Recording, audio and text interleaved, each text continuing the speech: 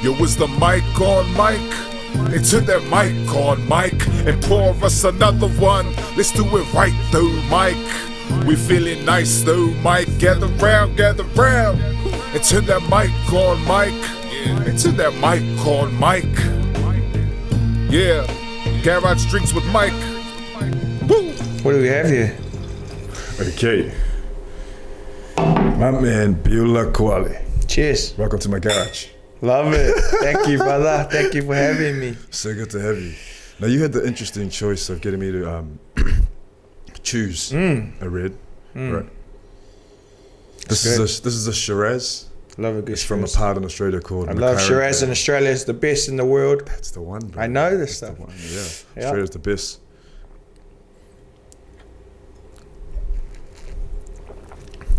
Oh.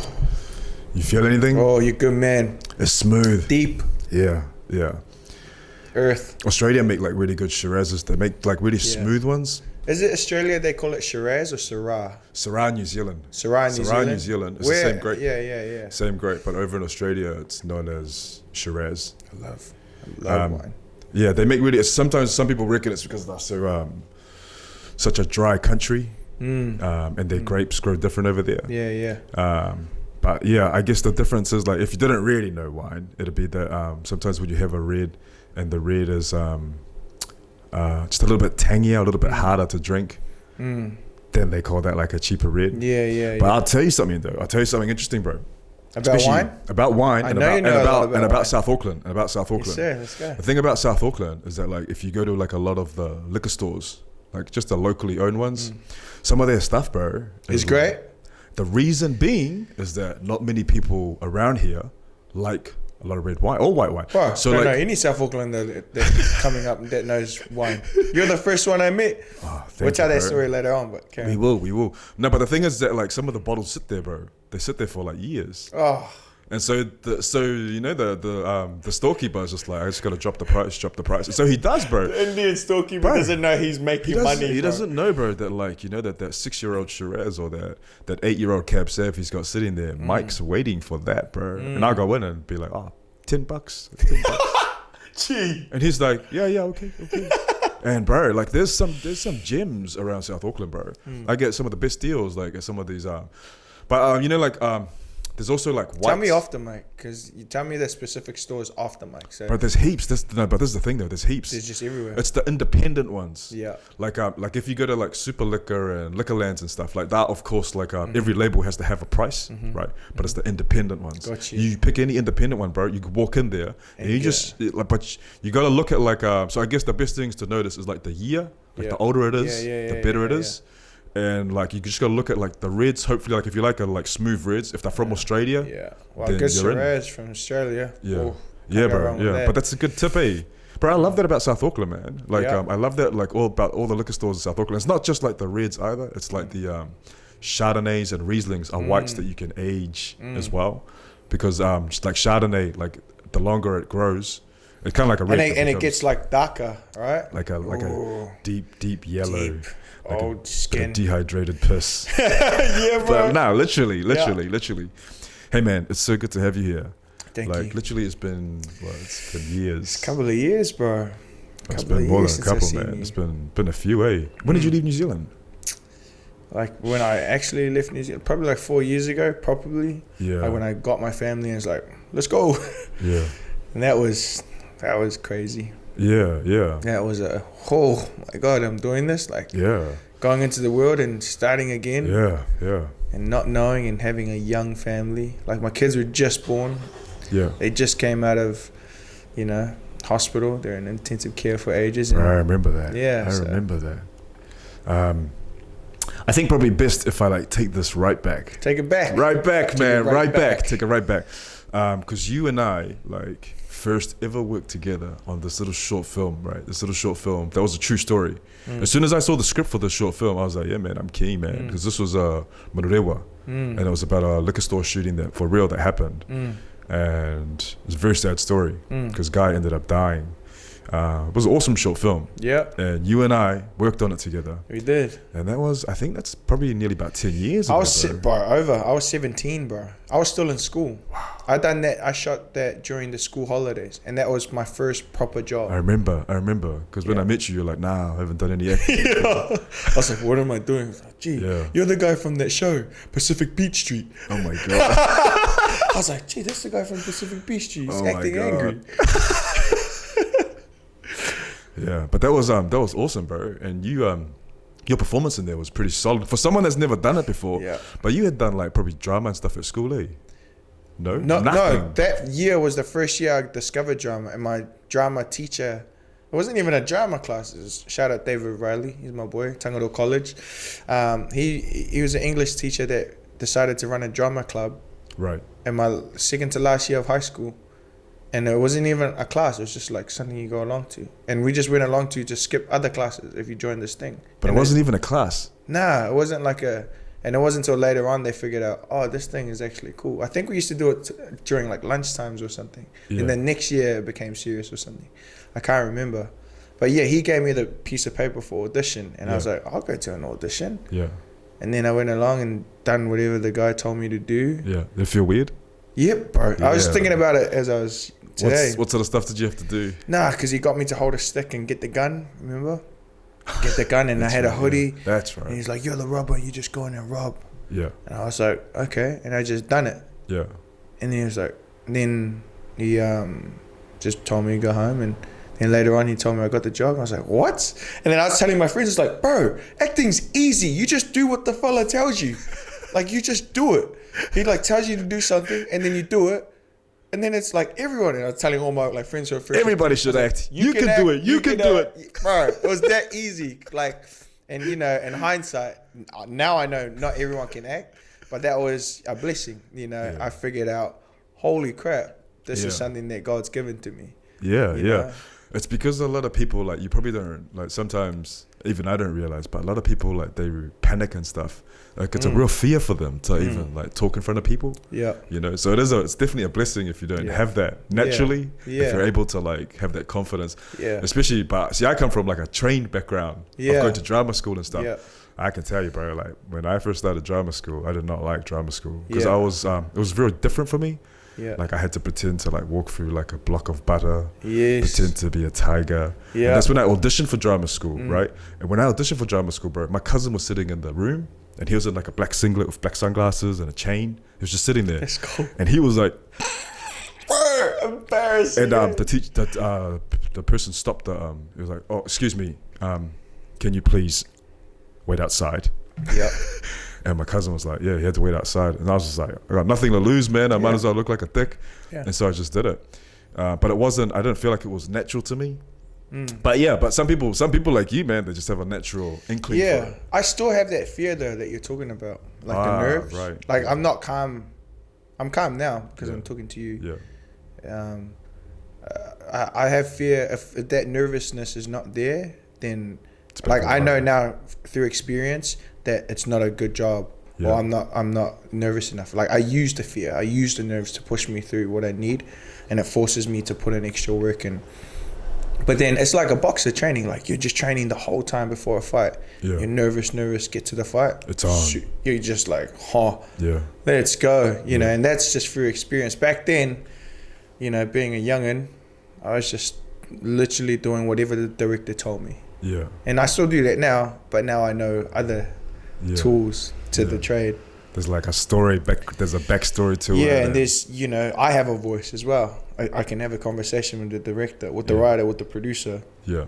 And be like, okay, but no, I don't see it that way. Yeah. And I'm, you know I don't know if that's not a New Zealand thing, or I know it now. Like I have conversations with the writers and producers. And because it's a collaboration. It has to be a collaboration. It has to be. Yeah. There's nothing worse than someone walking to the room. Yes, I'll do that. Yes. Do you know what I mean? Like, because then it's that was me. Yeah, but also like also it's you're not getting a chance to put your color on the canvas. Yeah. You know what I mean? Like, and that's fine. Yeah. But like I guess it's something that you sort of get as you mature as well. As you learn throughout the job. That you can add your color to the canvas and it can be a good color. Yeah, and sometimes it's not. But that's why it's a, you know. That's why it's a piece of art. Yeah, that's why it's art. It's just like, and I love challenging people, and I love being challenged and collaborating. And I collaborate with everything. Like the job I'm now, collaborate with the makeup artist, the hair. I'm like, talk about and they're just like,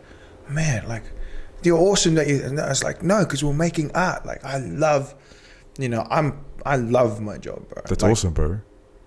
Too much. I'm addicted to it. That's awesome. I'm obsessed with acting. Like my brain, and then, you know, I tell my boys that like I think about it 24/7. Right. Like it's so weird. Like even now, like subconsciously, I'm thinking about how I feel now and lock away, and like how this smells and what that camera is doing and what that camera is like. I'm constantly just taking in information. It's so weird, but it's because I love my job. Yeah, but it's also that you're more aware now of things that you can store away. And bro, we live in a world as well where a lot of these sort of experiences, they mean a lot. You know what I mean? We don't take things for granted as much anymore. Our freedoms, all that. I just picked you up from your mom's house in Otara. SOUTHSIDER, baby. Which is awesome, and that's where we filmed as well for the bro, the fence was broken. It was puckadoo as. It was like a green fence. It was like a legendary fence that had holes everywhere. Not now. No, I definitely noticed that. But how does it feel to be back in New Zealand? The best feeling, you know, ever. Especially during, you know, coronavirus time.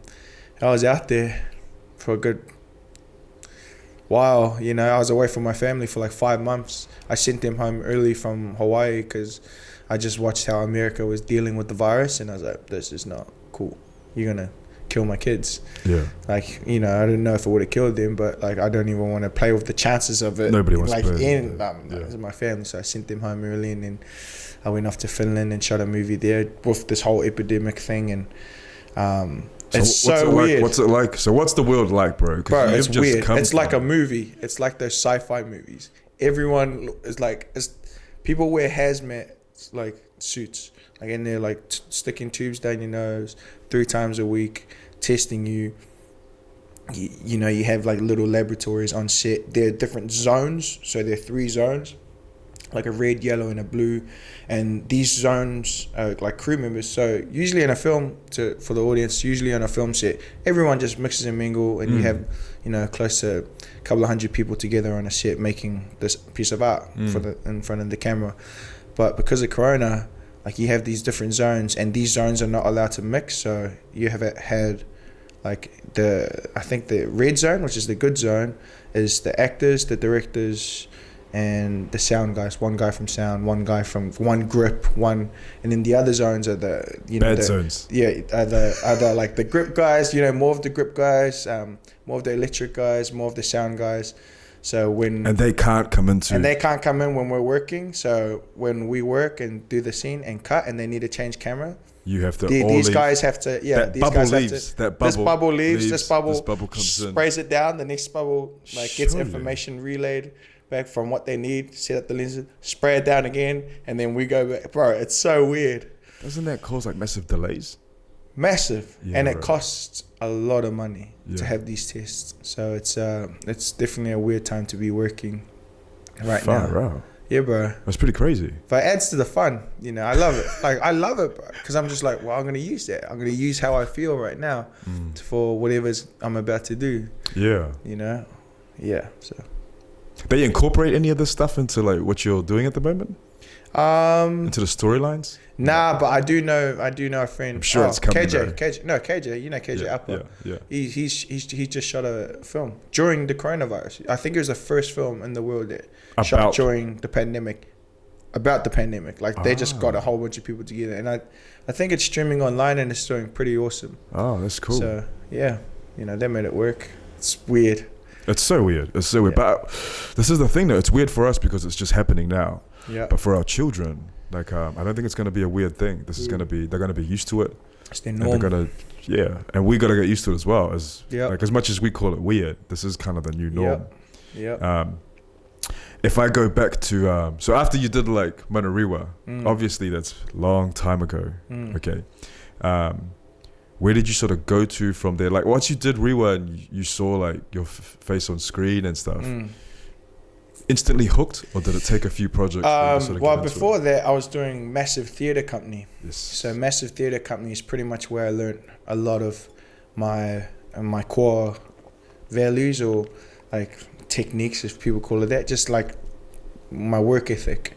And they came in during that time when Mr. Riley was made this drama club, and he was bringing in different theatre practitioners. Like he brought in Letty and Annabella, you know, they came in, Auckland Theatre Company, and then he brought in Pipa, then he brought in Massive, and Massive, for some reason, I just clicked to them, and then I heard they were doing free workshop during the school holidays. So my first week of school holidays was First 15 training, then the second week was empty, rest. So I just went along to Massive Theatre Company. Just like you, bro. I was at OMAC, I walked into the room and I walked straight back out. Because I just see all these kids walking around in the space. And then this first kid, never forget his name, his name was called Michael Eastham. He's from Manurewa, Manurewa High, and he walked straight up to me, looked me straight in, he's like, "Hey, how's it going? My name's Michael, nice to meet you." And he looked me straight in the eye, and I was just like, yeah, my name's Beulah. And like when he walked away, I just gapped it. I like ran out. I was like, someone just looked me in the eye and I don't know them, and they said hi. One of those real actory types, bro. And I just wasn't used to people looking you in the eye. Like I wasn't. That's not something. And like, and I don't, especially when I don't know you. Like when you look someone in the eye, it's like, yo, we're gonna go. That's the only time it happens. Yeah, that's the only time it happens. And it was so weird. And then, you know, I kind of just psyched myself up to go back in, and then done the workshop, and I was like, oh, this is kind of cool. Like I liked it because it was physical theater. I was like, oh, this is kind of like training.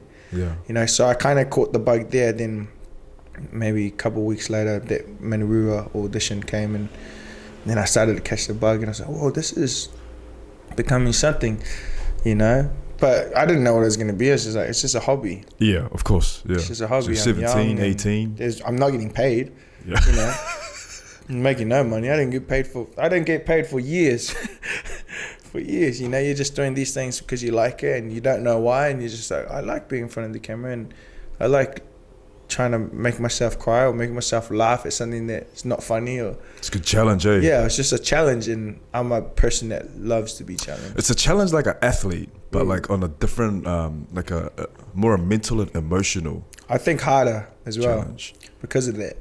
Yeah, it was very confronting as well. Yeah, it asks you to be vulnerable, bro, in front of a lot of people, so almost naked, and bear your emotions or look like a dick in front of the world, and be okay with that. It asks you to do that, and still to this day, it asks me to do that, and it's the same. Thank you, sir. It's the same question from, you know, when just open up and be vulnerable, that I had when I was 17, you know, and that's still the hardest thing. It's like, still find it hard. I have more tools and know that I'm safe to do it, but it's hard. It's just as hard. Well, you got to be in the right headspace. Yeah, and that's the thing. Like I was telling my wife about it the other day. I'm like, particularly for this character that I have now, and just the stuff that I've made up with him and the stuff that I've chosen to pull out of my life to make it real. I'm like, I told my wife, it's like, now imagine working 12 hours of the day, but you have to wear the darkest stuff that you've gone through in your life and walk around with it in this world, and people are doing this job. And the way I choose to do it is that I choose to wear this cloak, just like, I'm just gonna open myself up, and I have to walk around with it like on that day at work. Yeah, you want to stay in that. You want to stay in that. Yeah, because it's hard to come. It's harder to come in and out when you go and then cut and then and then action again and to find that same spot. Yeah. So I just choose to be.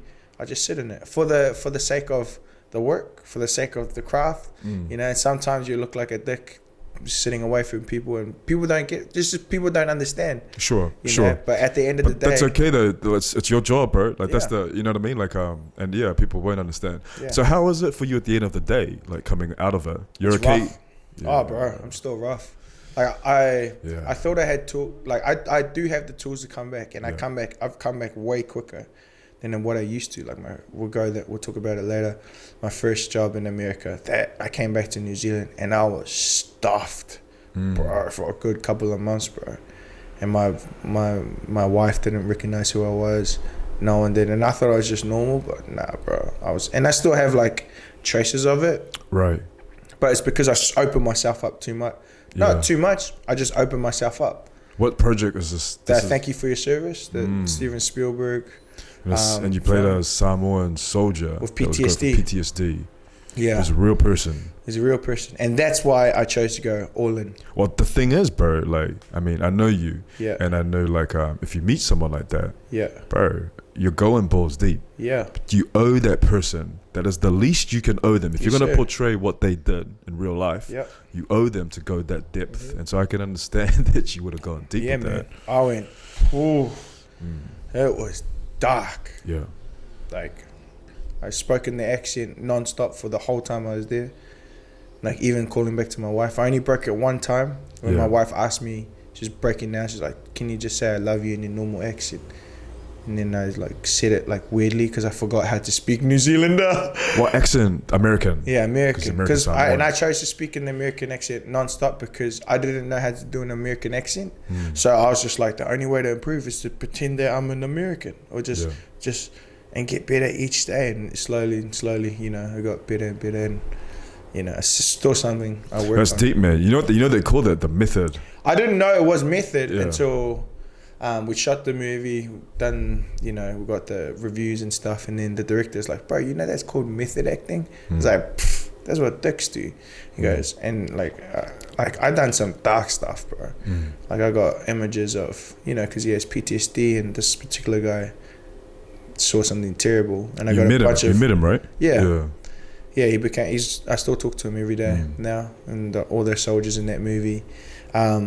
I got images and video footage of some very graphic footage of stuff, and blacked out a whole room, played it on a massive screen TV, and I made one of my triggers. There's like war images. Yeah, and one of the things in the story is that when he smells smoke or meat, because he's used to triggered in Iraq, it just goes off. So then I decided in New Zealand, prepping for the thing, to rot a bunch of meat from the butcher, put it in a dark room, black it out like this, play this heavy rock music, and then just have those images go grr, grr, grr, grr, for ages. You did this? Bro, this, people don't know it. Right now you know, but a lot of people don't know, and this is something me and the director talked about. And on set, mid-scene, he would just pull out this rotten meat, and it just made me go, oh, like, it would just bring out this darkness, and you'd have to cut, and you'd look at me and go, stop, now suppress everything, and call action. So I'm sitting there with this like inside, like, it's this yuck, disgusting thing that I made up, mixed with my own real stuff. And then he tells me, play the scene, but now you just gotta put a massive heavy lid on that pot, and it's not allowed to flow. And you're just sitting there going, and you cut, and you're still going. You're just like, because you're so vulnerable. So yeah, then I found that was method acting. I was like, okay. Kind of messed me up a bit, but like I would do it 1,000,000 times because I know I've done a great job for that man, and I've done a great job for that project, and that project pretty much is carried on, you know, reliving through the rest of my career. That's awesome, bro. That you can. That's something you can give from your soul, from your being. Like, as far as gifts go, doesn't get much bigger than that sort of gift. Yeah. I'm pretty sure that he's pretty happy with. Bro, he was awesome. Bro, because sometimes I think it's weird for people seeing the how people portray them on screen. Yeah. Which is quite removed. Yeah. You know. So what did he really think? Bro, it's crazy because the director couldn't talk to him, bro. The writer couldn't talk to him, like to help make them. So he was kind of making stuff up. What do you mean? Like the conversation would last 30 seconds, and then he'll just hang up. So he was just making stuff up in the script and using, because it was written off a book, and he's using the information from the book to write this movie script about him. He's like, I can't break through to this guy. And I tried calling him. Like I remember Christmas time before I went over, like 3 times, and same thing. Conversation last 20 seconds. Like, Sapo, my name's Beulah. Oh, hey man, my name's Tausolo. He's really shy. Tausolo Ayeti. And then he'll just stop. I just like what? He's I gotta go. Yeah. And just like, or just like the conversation just went nowhere, and he's like, oh, all right, brother, see ya. And then like everyone got to talk to their character except for me, and like probably 3 weeks in, I realized I can't take this cloak off. I just got to keep it on. And I was really struggling. I was like at my house just going crazy, bro. Like when they sent. And this is filming in America. In Atlanta. I was in my house. They dropped me off. And so who's with you at the house? Just you? Just me, bro. In this apartment. They put me in an apartment and they just dropped me off. Even better. Just let you and your demons just stay there. There was this one time where I was watching an episode of Friends. Yeah. And something happened. And I told the guys the next day, I was like, and I sent them a photo of my couch, and my couch was all like, the springs in that was like bumpy and all, bro, I just went off on the couch, just like, boom, boom, boom. And I told, and they came the next day, they're like, what happened? I was like, bro, I don't know, I just snapped. And then that was around the time where I needed to call Solo, and no one could break through to him. And I picked up the phone and go, Solo, before you talk, I'm going to tell you who I am and what my life is. And I just told him my life. Because the reason why that stuff was so heavy is because I added my life into this character. You know, I didn't play Tasolo Aeti. I played a lot of Tasolo Aeti's things that I learnt about, but because I didn't have a connection with him, like personally, I had to add me and then all my dark stuff, and that messed me up. And then, bro, the man talked to me for like 2 hours. So once you opened up to him, he flew over to Atlanta. I was like, I called the door. He's like, bro, Tasolo wants to fly to Atlanta and come. From where? Set. From Vegas. Wow. And they flew him over and they were like, you got through to the guy? I was like, yeah, bro. I just told him who I was, pretty much, and who I am and where I come from. And yeah. And that would have made it easier as well. Bro, the best. And then we had the best time ever. We're like best friends now. Even the rest of those guys, you know, I'll die for those. You mean? What a story, man. Yeah.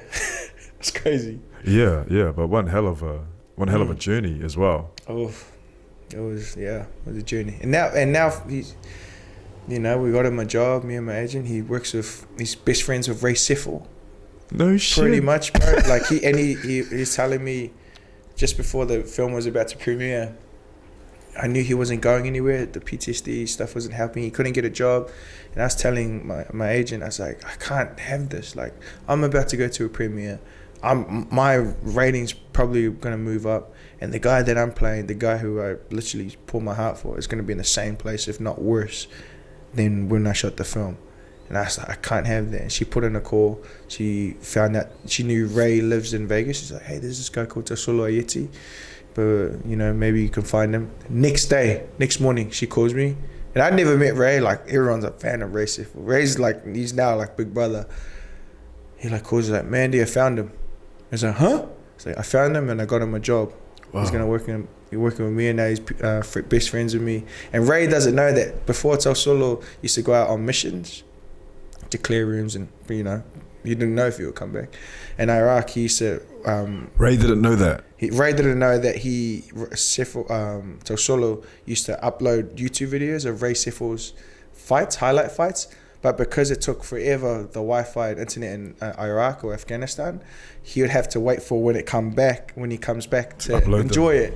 Oh my gosh. And then now he's like, you know, best friends with Ray Seffel, and now he doesn't stop talking. Now he's awesome. Now he's Tasolo, and that's probably my proudest thing about that film. Sure. Is that I have that. Yeah. Well, you've changed that person's life. He changed himself, man. I helped him. Yeah. You know. Yeah.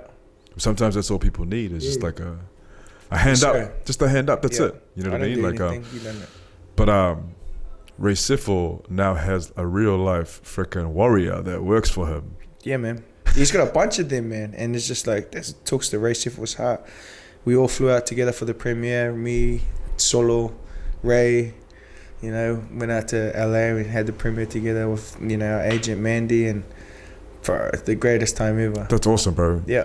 That's what life's about. It's about those experiences. Something I can take to my grave and be like, you know, that wasn't just about the film or just about, it's like there was something bigger than the film that happened there. Yeah. You know, yeah. That's awesome, bro. It just makes me think, man, like, you know, there's bigger things to like stardom, and there's bigger things to like, you know what I mean? Bro. There's such bigger things, and it's often hard for people to like look past what appears, you know what I mean? Yeah. On social media and stuff, and they don't see the real things that happen behind the scenes. That's an amazing role. Yeah. But tell me how someone goes from Manurewa to like landing a role like that. Yeah. From Otara to landing that? Like, how does that journey happen? Yeah, man, it was years of... I got that role when I was maybe 24, 25, 29 now. I think 24. And from 17 to 24, 17 to 21, acting was a hobby. Right. It was just something I did, something I was good at, something I liked, I knew I loved, but didn't take seriously. 21, I made the show called The Brave with Massive Theatre Company. It was just 8 boys and we just told our life story on stage. And you wrote a letter to yourself, and I wrote a letter to myself on that show. And I didn't know, but I just challenged myself. I was like, you're going to be the Denzel Washington version of New Zealand. You're going to be an actor / personal trainer. You're going to be a good man. You're going to stop being fake. The Denzel Washington. Yeah, bro. I was this kid, and I just read this out and said it to the audience, saying it to myself, and literally spoke the words and believed it because I wrote it. And that was the breaking point for me to be like, I believe in myself. I'm never working a normal job ever again. I'm just going to chase this thing. And with that came the grind. Yes. That everyone knows. Well, not everyone knows. People who chase the dream, who want the dream, who really want it, need to understand what the grind is, because it's working your hardest but receiving nothing forever. It feels like forever. I worked for years making minimum wage, trying to work 4 to 5 jobs, trying to pay bills. And what sort of jobs were you doing? I was working at a gym. You and I were trainers together at a gym. Trainers together. I was working like short film jobs. I was just taking anything and everything. I was taking anything. I was like a drama teacher for Massive Theatre Company. I was doing anything to try and scramble coins together, bro. And every time every time I think about Christmas, it was always the worst time of the year because I'd always cry because I never had enough. Yes. I never had enough money to show my girlfriend that I got her something, and then also make my family happy. And I was just like, man, this sucks. Why did I choose this job? And I looked at my little brother who's working a factory job, who has all the money in the world. During Christmas, he's buying everything, and then I'm asking him for money, and I'm sitting here trying to grind away, chase this dream, and no one believes in you. Everyone's going, why are you trying to chase this thing? But I'm stubborn. Like, I'm stubborn. When I choose something, I have to chase it, and I knew I was good for it, and I knew God put me on this earth for something. So I just decided to go out and chase it, and like, that's the grind part. And then when you're grinding, when nothing's coming in, you're constantly working. You're constantly improving. You're constantly for nothing, just for the love of it. So when the opportunity comes, bro, good luck, because the opportunity did come. Well, thank you for your service. Well, many jobs, many theatre jobs. There's a point in New Zealand when it's just like theatre jobs are just coming. Yeah. I was doing theatre jobs as well, and then TV jobs, and I was just like, okay, now I'm making money here in New Zealand. Well, not enough money, but like, now this is a job for me. Now I can take this seriously. But then the American job came, and then I got that, and I was ready. And I almost didn't do that audition as well. For that Thank movie? You for your service. Why is that? Because I didn't have enough money to do the self-tape. My guy that I usually done it with, the agent at the time, he wasn't here, so he told me to go to some cast. I won't say your name. Yeah. Some casting directors and pay them $50. And I was like, bro, I don't have $50, bro. That's a lot. That's a lot of money, bro, to do a casting tape. But I didn't have $50, and I was going through. With the grind comes life. $50 is a lot of money. It's bro. Yeah. That's like $5 is a week's worth of Mega Ring. Mega Ring for noodles. Yeah, $50. Yeah. So I went along and done the audition. I told my wife, like, well, we're gonna starve this week. I done the audition just to let out stuff that. Had you done other self tapes that you had to pay for? No, that was like my first one. Yeah. I don't hear of that often, but I guess they do charge. Yeah. Or maybe they didn't charge. Maybe you ripped me off, but it's the best $50 I've ever spent in my life. Sure. Bro. But that's quite a few years ago, when not everyone has like a camera, a light, but they can just shoot stuff in their garage. Yeah. People were making money off other people that didn't have it. And I literally done that, and the director, I heard back. I was like, no way. Off that one audition. Send it through. Yeah, and I at the end of it, they looked at 1,400 people. God for damn. That one role. And I was like, how'd you find me? Because I was just doing the audition to let the stuff that was going on in my life out because I needed to release. And I didn't care about the audition at all. Was it a very intense audition? It was dark. Yeah, okay. Oh, I don't know if it was a dark audition. I was dark, and I didn't care what was on the thing. I was just gonna put out the darkness, right? Because I needed to. And I done that, and yeah. And then the director got back to me. They flew me over to LA to do a chemistry test, a thing called a chemistry test, which you do. What's a chemistry test? So when you book a job, they want to see, okay, we like this guy. We're not sure about this guy because he's pretty much a nobody from New Zealand, and you're going to get him as one of the lead roles in the movie. So let's test him up against the other actors in the job and see if they have chemistry. Yeah, and right. I done that, and I done a scene with Miles Teller, who's the lead, who's one of my great friends now, and we clicked straight away. I was like, I didn't know. And then we came back home and waited for months. Found out I got it, and that's where the dream. What was it like when you found out? Bro, lost my mind. Yeah. I went to the agency. He called me in. I remember it was this summertime. I knew he was going to tell me the news, and he's breaking it down. And he done the trick, the fake. I said, sorry, bro, you haven't got it. But you got it. Scream, cry, ran around the room, bro. Just like, whew, goosebumps. Fuck yes. High. And finally. I was just freaking out. Drove home in my little blue Mazda Excella, and the first song I played was Scribe, Dreaming. I never forget that, driving up the harbour bridge towards the North Shore to tell my missus that I got the job. I think I told her over the phone, just screaming, crying, bro. And that was one of those memories that you just lock away. It's there, bro, for life. Like, that's a thing that I know. Yeah. Like, I see that vividly in my head. Like, I know. You still feel it, still taste it. You know what I mean? It gives me goosebumps now thinking about it, And I thank God, bro. Yeah. Like, at that time, I was crying, thanking God, because at that time, I was also having the worst time of my life in life. Right. Just in life in general. Like, it was probably the darkest time in my whole family's life. And the best time. And I didn't know how to celebrate because it's just like, what is going on? You're just like... Well, sometimes, bro, stars align. And there might have been a reason why you were going through that. There was. Yeah. And I used it for the role. If you didn't have that, like where you were personally at that time, you might not have had that depth and that, that darkness about you in the audition. Yes. It's a beautiful thing, man. Yeah, everything happens for a reason. It does. Everything happens for a reason. It does. And so you flew straight over to America and started shooting? No, I got there early because I had visa problems because some American at the consulate in the New Zealand consulate, American consulate in New Zealand, denied my visa. Denied your visa? Yeah. Long story, he was racist and he ended up getting fired. Are you serious? Pretty much. And then I had to fly to Canada to do the same visa, and they were like, why'd you get denied? I was like, I don't know, some racist American in New Zealand denied me. And so I got there early. I got there a couple of weeks early, bro, and I had no money to my name.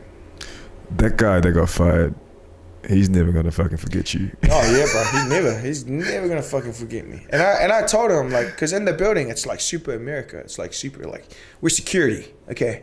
This is at that building down. Yeah, down at Auckland, opposite Beulah Koale. Yeah. Like, okay, guys, come in. You scan your hands. Everything is just like. And then I was like, when you leave this building, like, these are my streets. So I was just like, because I could see what he. Negative interview. Was it a negative interview? No, it was he just told me he's like it's crazy because the girl in front of me was going for the same visa. It's called an O1 visa. You had to be like extra. It's called an extra extraordinary something. I don't know. But to qualify for it, you got to have a job in America with something. I don't know. Yeah. But the girl in front of me was a model and she wasn't doing anything. We were talking beforehand and she's like, yeah, I'm just flying to LA, hoping to get into jobs. Palangi. She got it, Palangi. And the interview's right here. You can hear everyone get an interview. So everyone heard me get denied in the line. It's just hold on. You get denied right there when you're sitting. That's it. Yeah, when you're standing there. That's it. Yeah, bro. And he was just like, off one person. Yeah, bro. One person. Okay, it's a little bit fucked and up. he told me, he didn't ask the girl. He was like, are you a Nobel Prize winner? I was like, no, sir.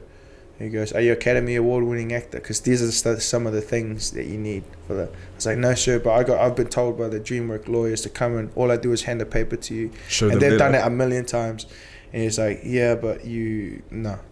And I was like, the girl before me, she doesn't have a job. I'm one of the lead roles in a DreamWorks movie. He goes, yeah, sorry, kid, I'm gonna have to deny your visa. And I was like, okay. And then I just walked out. And then I called the guys. They're like, this has never happened in the how many years of my career. It was just, but also they would have been questioning, like, are you telling the truth? Yeah, bro. Right? They were telling me, they're like, bro, because they're like, are you sure you're not? Have you got a criminal record? I was like, bro, now you guys are being arrested. Because I was like, no, I haven't got anything on me, bro. Like, I'm clean. Yeah. Like, there's nothing. Yeah. Then at the end, they told me, do you think he was? I was like, I don't know. Like, I guess. Like, he denied me for no reason. He got fired. Damn. Yeah, but. Yeah. Okay, well, that's a trippy story, man. Bro, I always think my life, because people think this job has been easy and it's glitz and glamour, but bro, if you saw, and only the people close to me understand how messed up it's been, bro. It's been so messed up. Like, so messed up. But the best thing in the world is, and I'll show the world, I'll show you guys on Instagram what it looks like, how nice it is, and I'll show you the work and grind. But behind the scenes, it's so hard, and it's a grind that no one will ever understand. It's like, I always hear on podcasts when Israel Adesanya always talks, like, I relate to him so much. Like, not as a fighter, but just his mentality. Israel Adesanya, I say that name properly. Just because I know how hard it was. And people see other stuff. People see the bouts. They don't see how they don't see this. And sometimes it's things that you can't even comprehend. Yeah. Like, it's a great way to put it. Yeah, it's the only person that really knows, bro, is your wife. Yeah, my wife. That's how it should be, man. Like, that's your biggest that's my biggest team player in my corner, man. I know that. And she knows everything, you know what I mean? And to our wives also. Cheers to our wives. Having good wives, man. I think that's super important, is you got to have that support system. Bro, it's insanely important. Because, as a guy, you're like, I gotta do it by myself. Bro, I am a bitch. Yeah. I am a little bitch compared to my wife. Because she's just like, I would come home crying. I was like, I give up. I tap out. And she's like, who the fuck do you think you are? Like, you really gonna tap out? No, I know you. You're like crazy. And I'm like, yeah, I am, man, babe. And she just slowly starts to wrap me up. She knows which buttons to press. And I just psych myself up. That's how it should be, man. Yeah. That's how it should be. Yeah. So getting to America and filming, and you're staying by yourself as well. It's already hard being away. Oof. Are you married? You're not yet married at the time. No, bro. Georgia's just my girlfriend. She's your girlfriend at the time. But you're still away from, like, your family and stuff, and you're shooting in America for like 3-4 months. Yeah, it was a couple of months, bro. I remember this. And you're how was that? How's it being alone? I'm used to it now, but it sucked at the time.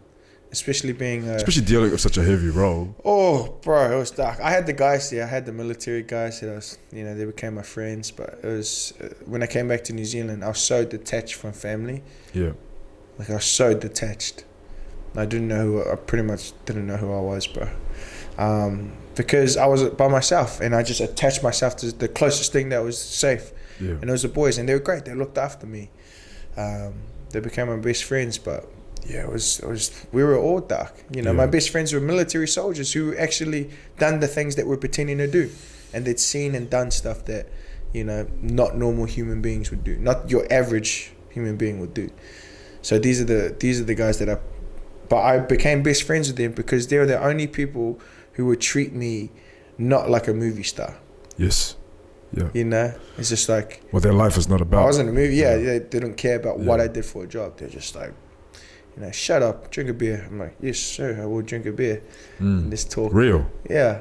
But is it different entering into that world of, like, because all of a sudden you're one of the leads in this movie. Yeah. And how does America treat that differently to how New Zealand? They put you on the highest pedestal, bro. Is it hard to, like, when you first step into that world though? Like, what's the adjustment like? You know what I mean? Like, you're in the stars, bro. Yeah. They put you in that, like, it's almost they put you there to fail. Yeah. They put you there to fail. I feel like they do. Put you there to fail. I feel like they put you there to fail, and the guys who fail don't deserve to be there in the first place. Right. And the guys who make it, you deserve to be there because you didn't fall for the trick. Right. You didn't fall for the trap. You didn't give up. You realized what was going on. You dropped yourself all the way down. And you just grind, and you fall in love. There's still people in the industry that are still stuck and think they're something else. But Probably during that job, I found about my love for the craft. My love about, I was like, oh, this stuff is rubbish. Yeah, it's paper thin. It's paper. It's two-dimensional. Yeah. But Beulah, you gotta understand as well, bro, that there are people around here. There's people around there's a majority of the industry is probably people that they need that though. They need to be famous. It's very, very important for them. It's disgusting. But like there are people like this. I know. A lot of them were my friends. Yeah. Like a lot. Yeah. A lot of them, and I've seen it happen right in front of my own eyes. Yeah. You've seen it happen in front of your own eyes, and we know. And I just don't care. Like I just like, cool, you be stuck in. Yeah, I get it. Yeah. I get what you want. Cool. But that's cool. That's you. They're like, what? I was like, no, because like I love acting, you love fame, and you love two very, very different things. Yeah, it's like I love my job, and not my job. It's like it's me. Yeah, I'm obsessed with it. I'm obsessed with acting. I'm obsessed with. I don't care about fame and stuff. Like the perks are cool. You get cool perks, but like shit, there must be down perks to it as well. And there are massive down perks. But then also, I don't define myself as an actor. Right. Like Beulah Koale, when he dies, I would hate for Beulah Koale to be an actor.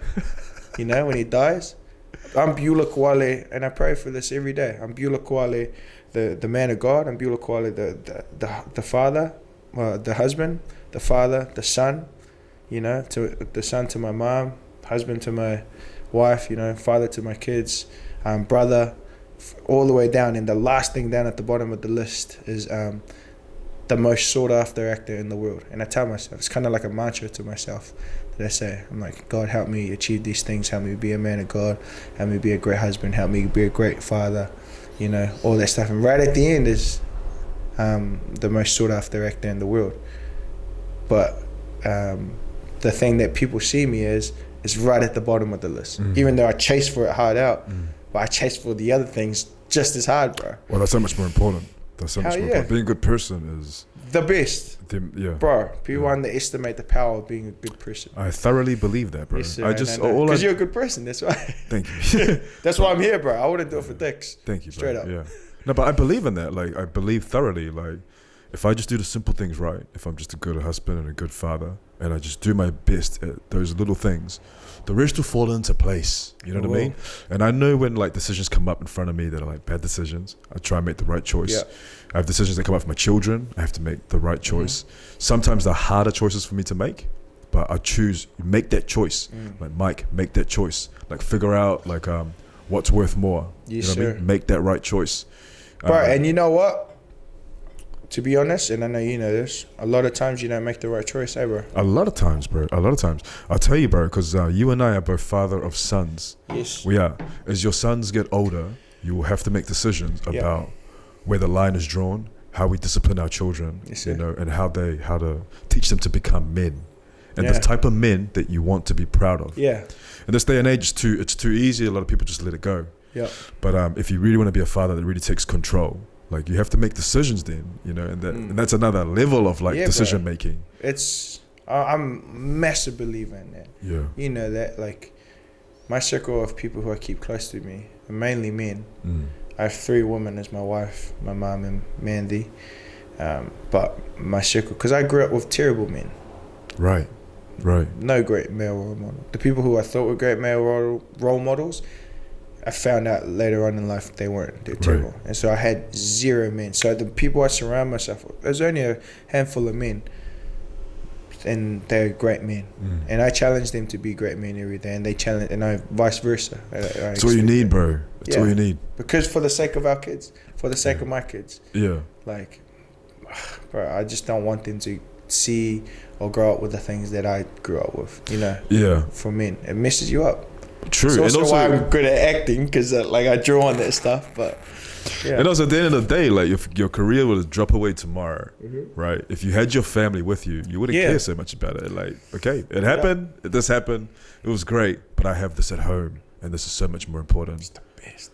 Yeah. Because there are people that have it the other way, where they have like great careers and stuff, but you know for a fact that they're sad when they go home. We know a lot of them. I know a few, but if I put it like this to myself, if I'm always happy at home, then everything else flows. Yeah. And I do a lot of things. Like, I'm real busy. I have a lot of different things that I do. 4 jobs.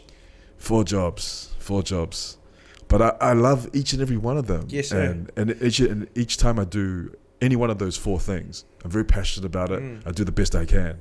But I only do all that because I've got what I've got at home. If I didn't have what I had at home, bro, we'd be useless, bro. I'd be on a dog. We would be what we were when we first met. Like when we were doing, you know. Yeah, we go way back, and we just. That is absolutely correct. Hey man, I every time I get someone on, bro, I do my homework. Yes, sir. And I try and like look up stuff about them, more information, and just to have a general idea of like. Anyway, I came across a brilliant story about you. You tell me whether this is true or not. But a story about first arriving in America. I knew that's where you're going to. Being in a hotel. And I came across the story this morning, bro. Yeah. And about being hungry. It was on Deadline. You're on Deadline, I think, website, I think. Yeah. Oh, okay. Yeah. Is it a true story? Yeah. As the story goes, you tell it. No. What I read Yeah. was that you're at a hotel. Yeah. You just arrived. You're broke. Didn't have enough money for food, and so you were taking the apples from the gym that were free and just eating that for the first 3 days, and then asked the hotel if you could pay them back when you finally got your first paycheck. Yeah, bro. Later on, and they told you that everything is already on the production tab. Yeah. This is a true story? True story. And okay. Yeah, true story. Number one thing is, what an idiot. Like, nah. No, but that this also... This is not what I thought, but you carry on. It's, yeah. So I went to Atlanta, had no money, had about $5 in my bank account. $5 American if I turned, I don't know what that was in New Zealand, $10. Calling my wife going, I'm screwed. Because I had to go there early because of the visa thing. It's like, oh my gosh, how am I going to eat? So I just go up, they fly you first class. It's crazy. I'm just eating as much as I can because I know hell's about to let loose soon. Get to the hotel, really flash hotel, and I got no money for anything. I can't touch anything in that fridge because it costs more than my whole wallet. I know. Put together, and I'm just like, all right. I go down to the gym to train, and I see right on the desk is a basket of green apples. So I'm like, fuck. Okay, I guess that's me.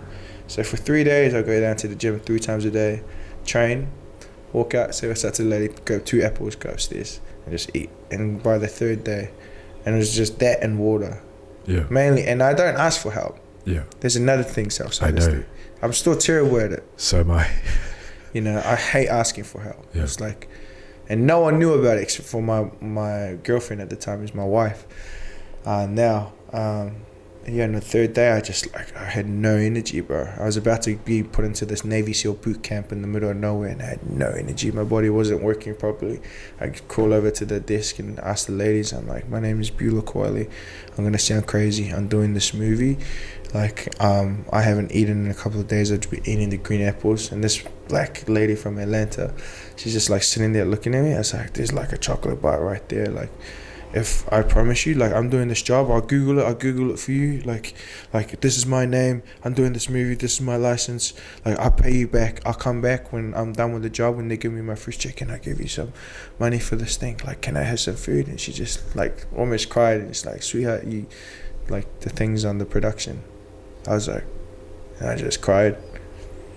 Remember that? She just looked at me and she just didn't know what to do. And she's like, go ahead, sweetheart. I go upstairs and I went to my room. Called my missus. I was like, oh, I can eat. And just ordered everything. Just ate, bro. I didn't think it was a story until... It's a story to me. No, but yeah, and then I told people. Yeah. And they're like, you were eating green apples for... And it's something my team still. Bro, when I read it this morning, I was at work. Yeah. And I read it this morning, and I stopped for a moment. I breathed. Yeah. Because I've had moments like that. Now, there's 2 things here. There's like not being comfortable to ask for help. Yes. And the second thing is people assuming that everyone knows what's available to them. Yes. Okay. I had this has happened to me a few times, bro. The first time it happened to me was I was coming back from a trip to the UK. Coming back, and I was stopping over via Kuala Lumpur. I don't have much money, but stopping over in Kuala Lumpur, this is Malaysia. They have like a, I was supposed to stop over there just for like maybe 2-3 hours. Anyway, it happened that the day that I was coming back, I was kind of crossing the timeline, and I was only going to see like 2 hours of my birthday, and it happened to be in Kuala Lumpur. And I was like, you know what, stuff it, it's my birthday, man. I'm going to spend my money. I'm going to buy me a cologne. I'm only going to see 2 hours of my birthday this year. I'm going to buy me a cologne. The duty free. And I was like, sweet. I went and bought a cologne. It was like Armani Acqua di Gio. It was a beautiful cologne. Anyway, wait for my flight. There's an announcement. This flight has been delayed 24 hours. And I was just like, oh shit. And I have no money. I had like about $3. I had no money, and I was like, ooh. There's a time as well when I used to smoke cigarettes, and I was like, check my pack of ciggies, and I was like, oh, about 6 ciggies. So I budgeted it out. Bro. Budgeted it out. And I'd go and like lie on the seats and try and sleep for an hour. I'd get up and I'd do like, it's like a circular airport, do a walk around. No, I've been there. Go to the cigarette room, have a ciggy, have some water, come back, try and go to sleep again just to get rid of the hunger. And I was starving. I was so hungry. People coming and going. And then about 20 hours in, like there's 4 hours left of the flight, I was like, stuff, I'm just going to go wait by the gate. And I went and wait by the gate to the flight to Auckland. I was really hungry, and I'd smoked all my cigarettes. I was just on water, and I was like sitting there, and then this dude walks up and sits not too far from me. He's like big brown dude, and he looks over at me and he's like, you going to New Zealand? And I say, yeah. I say, oh yeah. And he's like, where are you from? And I was like, from Auckland. I said, nah, but what are you? Oh, Tongan. I said, oh yeah, I'm going to Tonga. I was like, you from Tonga? He said, yeah, stopping over New Zealand and carrying to Tonga. Oh, cool. He's like, man, let's go get a feed. And I was like, no, it's okay. And he's like, let's go get a feed. Bro, like I could have cried. This guy took me to Burger King and brought me like, you know what islanders are like, bro. We eat together. So this guy paid? This guy paid everything. He was like, nah, we're having everything. And I was like, I nearly cried. Did you tell him? I told him. And he just laughed because he understood as well. He understood the same thing, bro. Yeah, man. Like living in like a And you still didn't ask for help. He pretty much forced it on you. But it's the same thing. It's like that you know, that pride. The pride's quite strong. Yeah. Bro, I still have it, bro. I'm the same, bro. I'm terrible at it. Yeah. I still have it. Even like trying to set this stuff up and things that I struggle with trying to learn like how a podcast is supposed to work and how cameras are supposed to work and I try and like, I told my wife the other night, I was like, the hardest thing about this is asking for help. And she's like, what do you mean? She's like, you got a massive, awesome circle around you. And I was like, I know, but still, it's the hardest thing. Tough, like, man. I just feel like if someone gives me their help, I have to give something back. Yes, I'm the same, bro. And then you give back way more. Yeah. Like, bro, here's a like, but like, what can I give you, bro? Here's the wages for the week. But that's why that story, like, immediately I clicked. I was like, I know what it's like, man. I know what that's like. It's like just trying to get by and like and I feel right. Just get hard.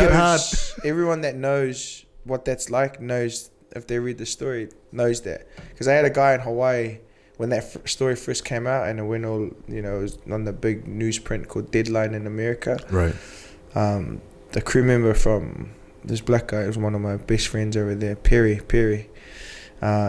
He's a props department. He walked up to me and he's like full on crying, and he grabbed me. He goes, is that true? And I didn't know what he was talking about, but I knew this article was out. And he grabbed me and just hugged me. He didn't know me, bro. I've only been in Hawaii for like maybe 2 months. Just been on set, and he grabbed me and goes, I freaking love you, bro. I know what that's like. And I was like, all right, I love you too, bro. And I was like, whoa. You know, people who knows what rock bottom looks like. That's right. And not just rock bottom, you hit it once. Like the point that rock bottom was so normal, like became home. Rock bottom was home. You know, it's a lot of people don't understand. You know what I mean? But also another thing that's even harder to understand is people that kind of exist at rock bottom, but their eyes are always up to the sky.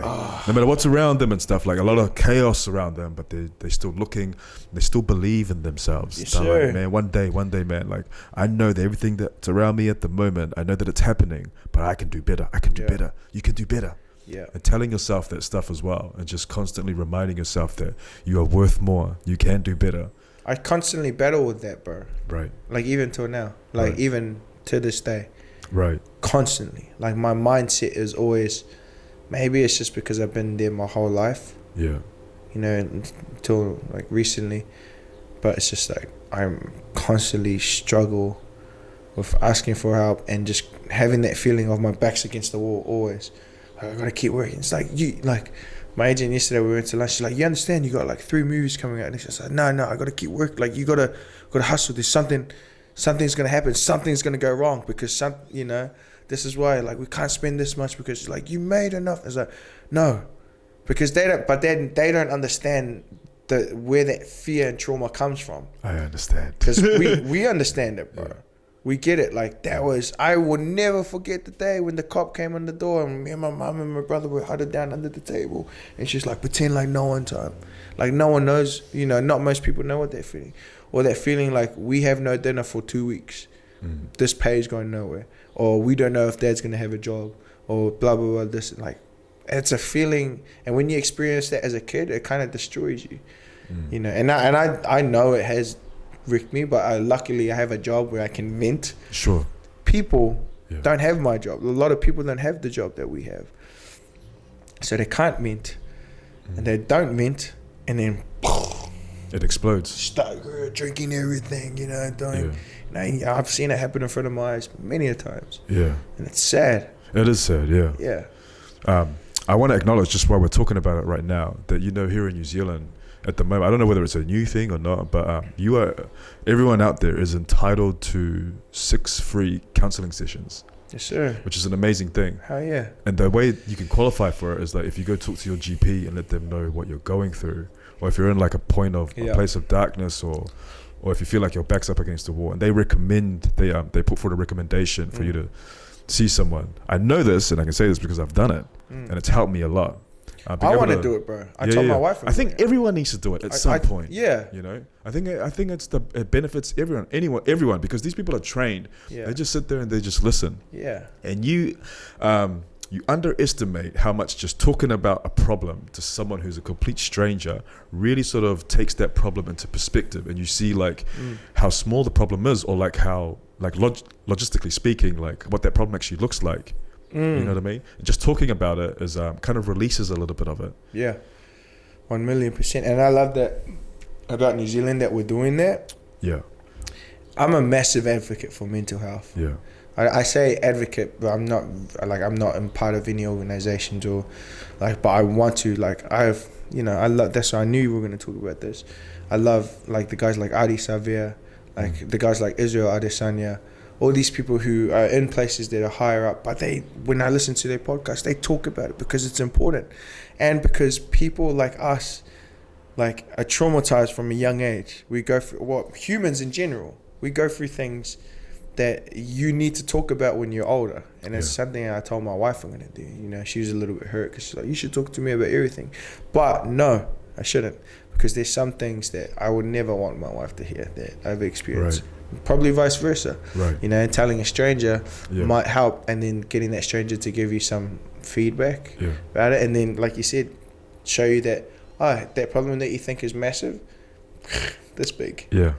But if you don't talk about it, in your mind, it blows up. It becomes such a huge thing, and you carry it around, and you're like, that was me, bro. That was us. It's a lot of people out there, my friend. It's a lot of people out there.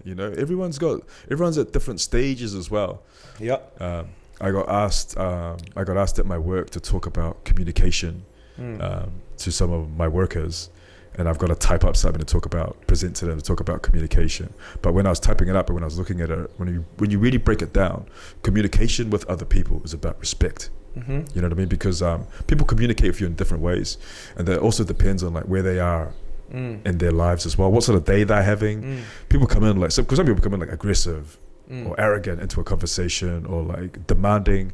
Other people come in like really nervous, really insecure, quite shy.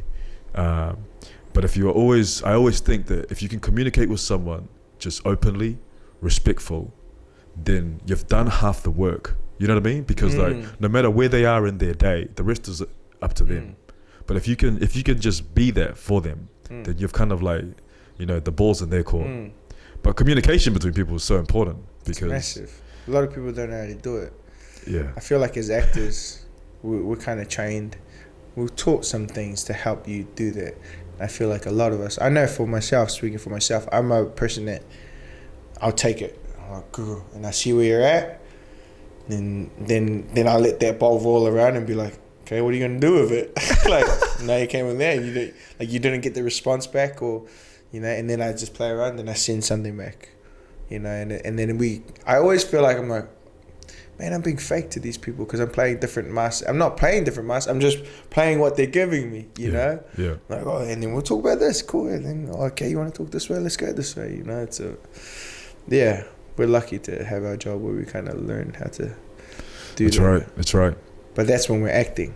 But some of us are terrible at doing it when they call cut. Yeah. You've been in Hawaii this whole time. Talk to me how, because obviously back in New Zealand, the coronavirus pandemic's quite different. What's it like over there? I think it's worse than it actually looks. Yeah. Because while New Zealand was all locked down and the whole country bought into the coronavirus thing, and like Hawaii, I think I was calling a bunch of the guys and they were telling me, they're like, this is serious. And I looked outside my window and I could see the whole mall. I was like, gee, my mall was packed, like to the brim every day. And the tourists are coming in and the numbers are going up, and America in general is like terrible right now. And people are dying left, right and center. And that was happening in Hawaii as well? Yeah. Happening in Hawaii. It was just ramping, like kind of died down and then it started to ramp back up just as I was leaving for Finland. But I do know that, like, that's why I sent my kids away. Yeah. Like straight away, because I was just like, these guys are pretending to be like they're onto it, America, not Hawaii, but just America in general, but they're not, because they don't really want to buy into it. They don't, because there's too much money being lost. Of course. And I live on top of a mall, like the biggest mall in Hawaii. And I can see it. Like, it's like, there's way too much money being lost here. And I could see them trying to do the thing to make it look good on paper. But then I'm like, and then they're also trying to do the thing to make the bills get paid and make sure money's coming in. And well, it's the fear of every country is like the economy. I'm glad I'm in New Zealand, bro. That's all I can say. Like, I'm very happy. I love Hawaii. Hawaii is my home. It's become my home, and I want to buy a home there. We almost did before COVID, but lucky we didn't. We'd be locked in a house. So Hawaii's on lockdown at the moment? It's kind of like they're just in a grey area, man. What does a lockdown look like in Hawaii? Like, it doesn't look like what New Zealand did. Okay. 1,000,000%. Right. The whole country stay in your house, everyone buying. And I saw you wearing your mask, standing in the line at the thing. The whole country bought in. All my boys, all the toughest guys I know, all bought into the thing. Hawaii's not like that. America's not like that. Right. I think, because of egos, I think people just have too much of an ego and too much of their opinion matters. And I'm just like, just do it. Like, even if it goes against what you believe in, just do it for 2 weeks. Do it for 4 weeks. And then you're done. Because now New Zealand, however long we've done it, even though we've done it twice, now we're good. Now I can come to your garage. Now you can pick me up from my house. Yeah. Like, and they've been they've been half-assing it for over 6 months now. Yeah. Yeah. I know of quite a few people that didn't agree with it, but as soon as it hit, they all did it. We all just stayed home. I trained in this garage 3 times a day just to try and keep my sanity. But everyone did it. You know what I mean? I think also, like, part of being a Kiwi as well is that you always feel like you're kind of part of a team. Yep. And it's quite a strong sense of team as well. And New Zealand's used to being like a small country and used to being like kind of like counted against by the world. Yeah. Like, and we're just not dicks, bro. We try. I always think that. Like, I tell people, like, every day at work, I would grab the radio from one of the PAs, which is like the runners. She's like, hey, what's up? You're stepping on ship. New Zealand's the best country in the world. Bye. Because that goes Radio 1, Channel 1 goes to the whole Queen, and they should be. This dick. Yeah, because we are, bro. Best country in the world. We are. So I'm waiting for someone to complain about what they have right now, because I'm like, I was living in the world for 6 months and it sucked. Yeah. What's it like in Finland? That was awesome. It was beautiful. It was awesome to work, but same thing, There are restrictions on things. Everything closes at 8. But Finland is a great country, bro. I've done a lot of sightseeing. We're shooting in this town where it was their first Hollywood film ever being shot in Finland, and it was supposed to be shot in America, but because of coronavirus, sure, awesome. I was like, I'll go to Finland. Hell yeah, I've never been to Finland. I went moose hunting. I stayed in this spa place. You went moose hunting? Yeah, bro. You catch a moose? You shoot a moose? No, we could have, but then I kind of like scared it away. Scared it off because it was too easy. Because like I love hunting, bro. Yeah. But their style, it was cool just being with this group because they had been set up, this hunting group, because they hunt in like clubs. Right. And this hunting club was set up in 1869. Right. I was like, bro, the white people discovered my country in 1840, bro. Like, I was just thinking that. Yeah, that's the first Erie Kiwi. I was like, yeah, bro, white people discovered like Aotearoa in 1840, like, and you guys are set up in 1869. They're like, yeah. I was like, bro. So I got to hunt with these guys, and there's about like 40 of them, but they just sit on us, like they have a massive piece of private land, and they sit on different spots, and then just put dogs down on one end and chase the moose up. Is it across like a few nights, or is it just like one day? Oh, okay. And then they send the moose and pretty much scare. It's easy. I call it easy hunting. So you sit there and just wait for it to come and then shoot it. I see. And within the first 3 minutes, I heard the moose and I saw it, and like I'm a hunter and I love the journey of hunting. Yeah. You know, I like you earn the hunt. Yeah. You know, like you respect the animal that much. Like it shouldn't be this easy. Like I don't want to take an animal's life that easy. Like I didn't work for it. Like I need especially to work if they're driven towards you. Yeah, I understand. You know, I was just like, what's a moose like in real life? Massive. Yeah. But I went bigger than a cow, right? Yeah, way bigger, bro. It's massive and scary, but they're harmless. But I say that. Like we had this just before I went to Finland. I went on a hunting trip with my buddies. I told my wife I was going on a hunting trip. She goes, okay, where? I was like, oh, somewhere in the mainland in America. She goes, okay, when? And then I was just gone, off the grid, bro. I didn't come back for like 2 weeks, and I came back. I was like, hey, babe. She's like, where the fuck am I, babe? I thought you fucking dead, trying to figure out where you were. I was like, babe, I almost died twice, bro. It was crazy, she don't give a shit. She don't give a shit about none of that. Communication. Yeah, bro. I was just like, well, this is the time when the whole coronavirus, the Donald Trump stuff was going out. I was like, I just want to get away. I had to go dark. Yes. The day you found out that you were a dad. Mm-hmm. How was that? What was that like? Yeah, the day I found out I was a father was, that was tough. It wasn't a great experience, to be honest, bro. And I'll be frank. You know, like we didn't plan for our kids, like most people. Most young people. How old is I? I don't know. My wife wasn't 21 yet. She had her 21st plan for all four of mine, brother. Yeah, bro. My wife had her 21st and she was pregnant. Yes. But you know, it was my wife, bro. She fucking made the decision. You know, I was on the wuss side. Like I look back at myself now and then, like that Beulah, I was like, bro, you were so pathetic. Your wife was so strong, and we had our children, and that was a journey. But the decision, the time, it wasn't even the day she told us we were pregnant, but the day I made the decision that I was gonna be a father, like a proper father, not anything like my dad or any role model that was in my life. I literally went through my contact list, called up people, and was like, "Hey, what's up, brother?" I was like, "Hey, bro." I was like, "I'm cutting you from my life." Just like that.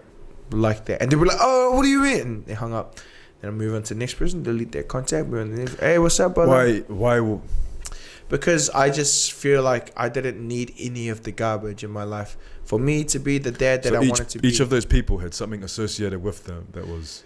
Well, each of those people weren't going to help me grow to be the father that I wanted to be for my kids. Sure. They didn't have anything that made me bad. It was just like, you added nothing to my life to help me be a great man.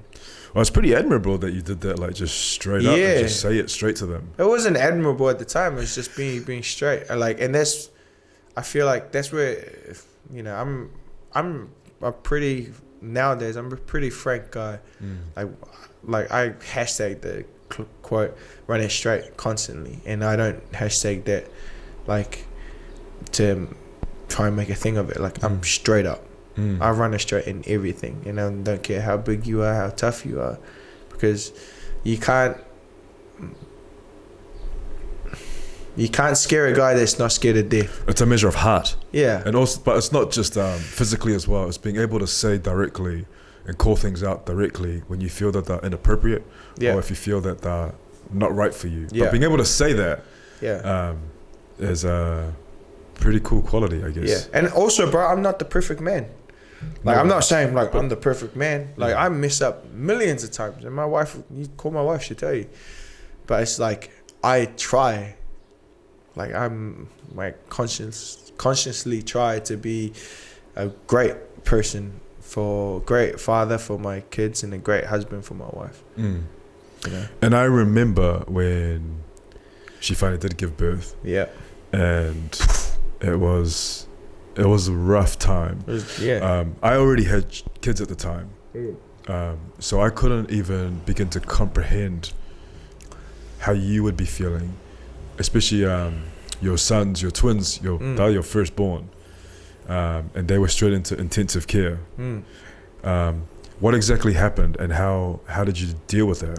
Yeah, my wife was, we had twins. We found out we were having twins, and then we had I forgot what it was called, a specific name, and we knew we were going to come up with problems, and we started having problems pretty early on, and during the pregnancy, and about 4 months to when she was due, they pretty much put my wife into intensive care to just monitor the kids. Do you know specifically what was wrong?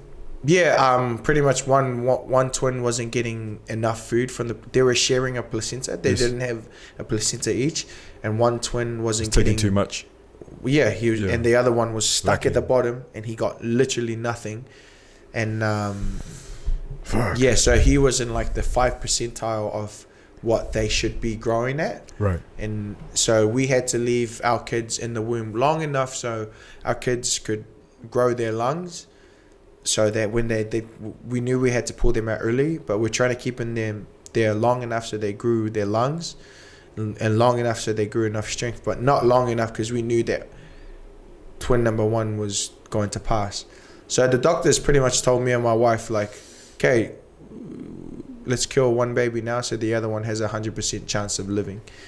And I was serious? Like, that was their advice? Like, not like in those terms, in nicer terms, but that was pretty much it. I was like, you want to kill one baby? So they're basically saying you need to make a choice. Yeah. And I was like, sweet, let's do it. My wife was like, how no?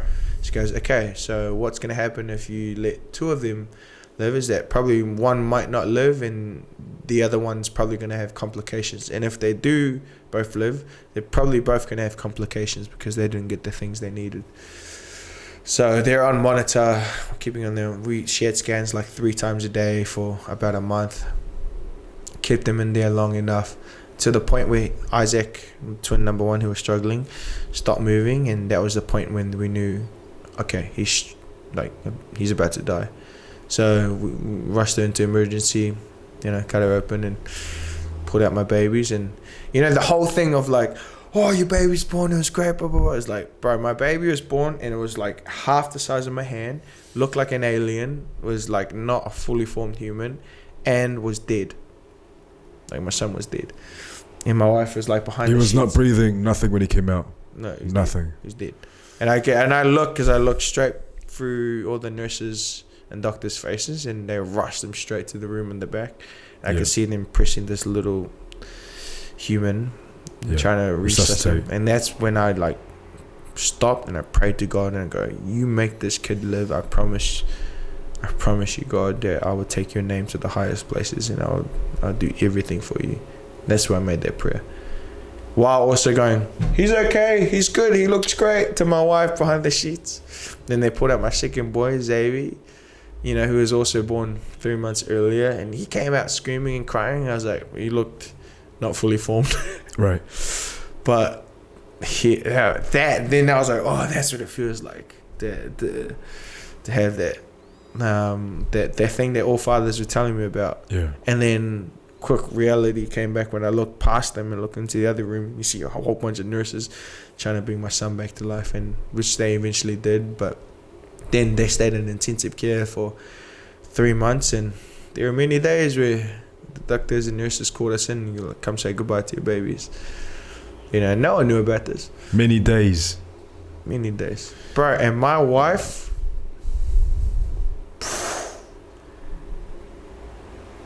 that woman, bro, she is amazing. Like, what she done, how she went through it, like, I can't even comprehend or, like, talk about how amazing my wife is. It's a different level. It's a different level. There's levels to this. She literally changed right before my eyes. Right. From being my girlfriend at the time to, like, the mother of my children. Yeah. And, like, I was almost forgotten, which I was like, yo, awesome. And she was just all about my kids. And, bro, I was just like, God is real at that time, because he brought my kid back to life many times, you know. And now my kids now are running around and happy, and they're like normal kids. Wow. And I look at my kids. But they were in hospital for quite a while. We're in hospital. Yeah. They're in intensive care for about 3 months. Yes. They're in there when I remember Sonny Bill's kids were there.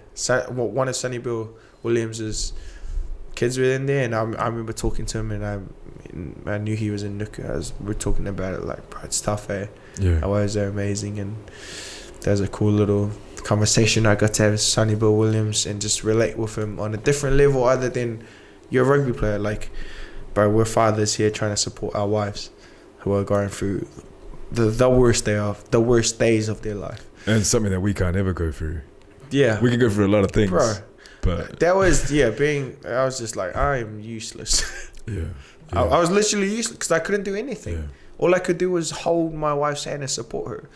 You know, while she was trying to, I couldn't produce milk. I couldn't produce the vitamins that my kids needed, you know. I remember twice delivering 2 of my kids. And I'll never forget the feeling. It happened 2 times where they were born, but they weren't crying. And doctors all of a sudden just poured into the room. And my wife was looking at me going, he's all right, eh? He's all right. And I'm like, he's fine. He's beautiful. Yeah. And knowing the other part of my mind that he's not breathing. Yeah. And I'm listening for the cry. Because when they start crying, you know that like they're breathing. Yeah. I can't hear it. And it feels like an eternity. Yeah. And part of my mind is thinking, my son is dead. And the other part is saying, yo, you did great. You did so great. He's so good. You did so great. Like comforting.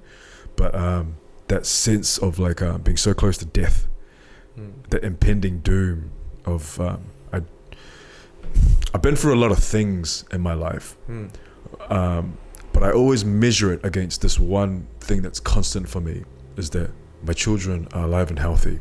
Yep. I'd find it hard to wake up in the mornings if something was ever to happen to one of them. And when I hear about things happening to people's children, mate, bro, my heart just like I break, bro, on a different level as a parent, and then also seeing it. Yeah, you just like there's levels, and not even that. Like when there's stuff done to children, you know, which I don't want to even talk about because it destroyed me. Yeah, it's just like I will kill a human being because of what they do to, like, and I don't even care who listens to this. I will murder you.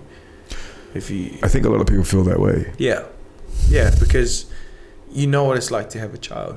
You know the love. It's a different kind of love, man. It's very, very different. And everyone says, and like even if I say it now, it's pure love. It's like I described it the worst way to my friend. I was like, "Gee, it's like Steinlager pure." He's like, "What do you mean?" He's like, "When you drink Steinlager," he's like, "Yeah." He's like, "You drink Steinlager pure?" Different, eh? Yeah, very different. That's the love I have for this kid, bro. Like I thought I loved my girlfriend, you know, who's my wife now. I was like, gee, this is different, because I look at that and I'm like, that's half of me, you know, and I'm not gonna give you what I went through when I was a kid. Yeah. And also, this is where I'm massive. Like, I can't comprehend like how the people before me that raised me or fathered me or whatever, like, thought of the things or done the things to me. Yes. You know, you can't comprehend that. I'm like, how could you do that? Like, because I look at my kids, I'm like, I could never do anything like that to my children. Like, I will happily die for my children and happily kill anyone that tries to come anywhere near my children. Like, it's easy. That's easy. So I never want to give my kids any of that. You know? Yeah. But yeah, being a father is great. It comes with its challenges, but that's like everything. But with this one, it's different because it's not like anything else in life. There's something about having your child in your bed, looking at you, smiling at you, saying, "Morning, Daddy." That's just like,